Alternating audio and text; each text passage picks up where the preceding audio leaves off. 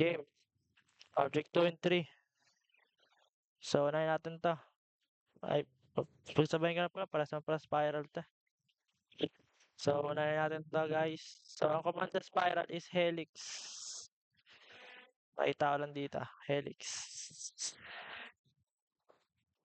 Enter. So, lalagay dito, parang ano to, parang circle lang. Tayo yung... So, ang specify dito is base radius. Yung mga baba.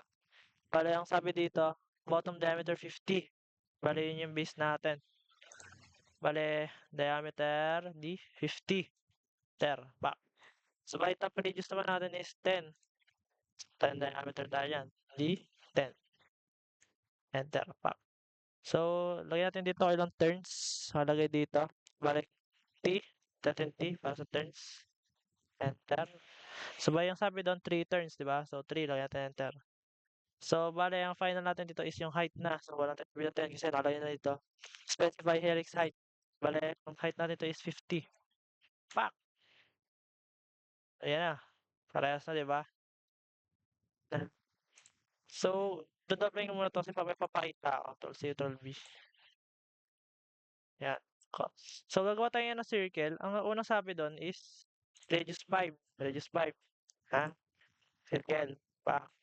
Radius natin 5. Ito na yung radius 5.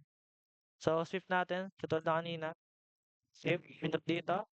Enter. Pindot dito sa spiral. Hop. So, ito yung radius 5. Mukha siyang kamukha. Hindi, di ba?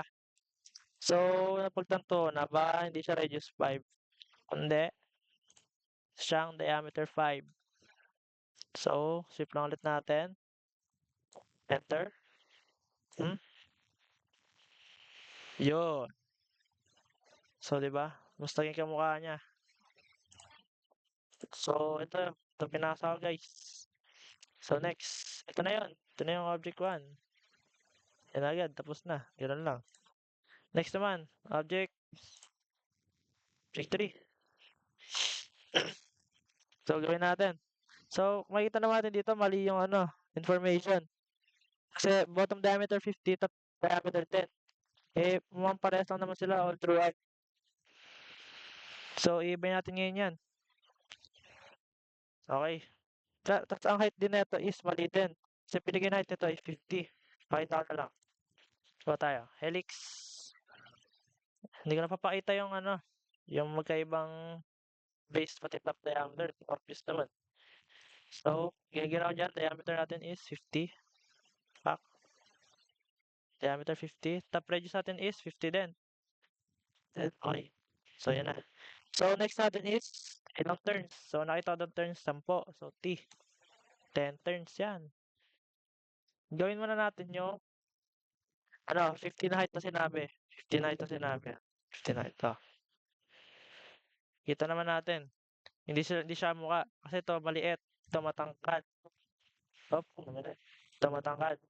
So, pag nakita mo na yan, huwag mo na tuloy. Kasi alam mo mali. Okay, medit natin. Helix tayo ulit. Helix. Diameter, 50. Top diameter, D. 50 ulit. Pak. So, ito. Ang turns natin, T. 10 turns. Pak. So, yung height na napagtuto ko is 100. Pak. Ba? Kamukha. Bale, ito, mali na naman to. Radius 5 yung kapal sinasabi. Pakita ko sa ito na may itsura niyan. Bale, gawin natin circle.